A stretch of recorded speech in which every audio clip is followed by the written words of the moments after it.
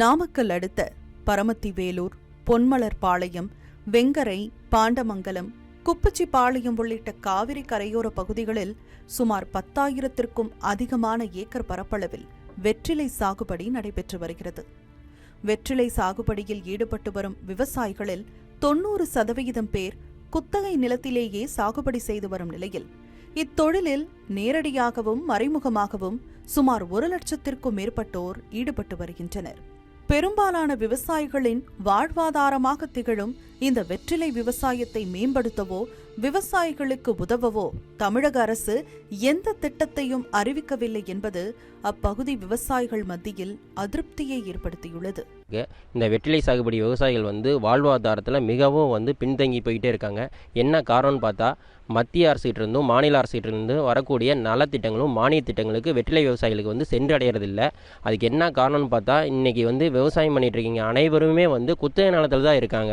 அந்த குத்தகை நிலத்தில் இருக்க ஒரே காரணத்துக்காக அவங்களுக்கு எந்த நலத்திட்டங்களும் எந்த மானிய திட்டங்களும் மத்திய அரசிட்டிருந்தும் மாநில அரசிட்டிருந்து கிடைக்கிறதில்ல.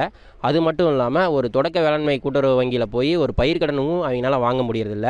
அவங்க சொந்த காசை முட்டுவலியே போட்டு அவங்க விவசாயம் பண்ணிட்டு இருக்காங்க. ஏதாவது ஒரு இடர்பாடுனால அவங்களுக்கு ஏதாவது ஒரு பிரச்சனைகள் ஏற்பட்டால் ஒரு நிவாரணம் வந்தால் கூட அந்த நிவாரணத்தையும் அவங்க வாங்க முடியறதில்ல.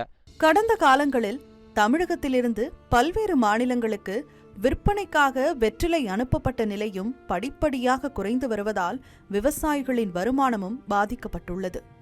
நாமக்கல் மாவட்டம் பரமத்திவேலூரில் வெற்றிலை ஆராய்ச்சி மையம் அமைக்கப்படும் என்ற திமுகவின் தேர்தல் வாக்குறுதி ஆட்சிக்கு 4 ஆண்டுகள் கடந்தும் நிறைவேற்றாமல் இருப்பதாகவும் விவசாயிகள் குற்றம் சாட்டுகின்றனர். தமிழ்நாட்டில் கிட்டத்தட்ட இன்னைக்கு காலகட்டத்தில் 50 லட்சம் பேர் இந்த விவசாய தொழில் இருக்காங்க. ஆனால் அரசு இந்த விவசாய தொழிலை அதுக்காக ஊக்குவிக்கவும் இல்லை, அந்த தொழிலை கண்டுக்கிறது இல்லை. அதில் இறந்தாலும் காசு கிடையாது, அந்த தொழில் போனாலும் காசு கிடையாது.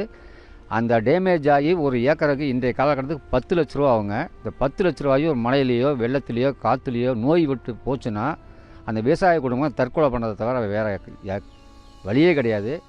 அதிக மருத்துவ குணம் கொண்ட வெற்றிலையிலிருந்து மருந்துகளை தயாரிக்க முன்வர வேண்டும் என்பதோடு அழியும் தருவாயில் உள்ள வெற்றிலை விவசாயத்தை பாதுகாக்க மற்ற சாகுபடிக்கு வழங்கப்படுவதைப் போல வெற்றிலை சாகுபடிக்கும் கடன் உதவி வழங்க மத்திய மாநில அரசுகள் முன்வர வேண்டும் என விவசாயிகள் கோரிக்கை விடுத்துள்ளனர். அதோடு தேர்தலுக்கு முன்பாக திமுக அளித்த வெற்றிலை ஆராய்ச்சி நிலைய வாக்குறுதி தற்போது வரை நிறைவேற்றப்படாத நிலையில் அதனை உடனடியாக நிறைவேற்ற முன்வர வேண்டும் எனவும் காவிரிக்கரை வெற்றிலை விவசாயிகள் கோரிக்கை விடுத்துள்ளனர்.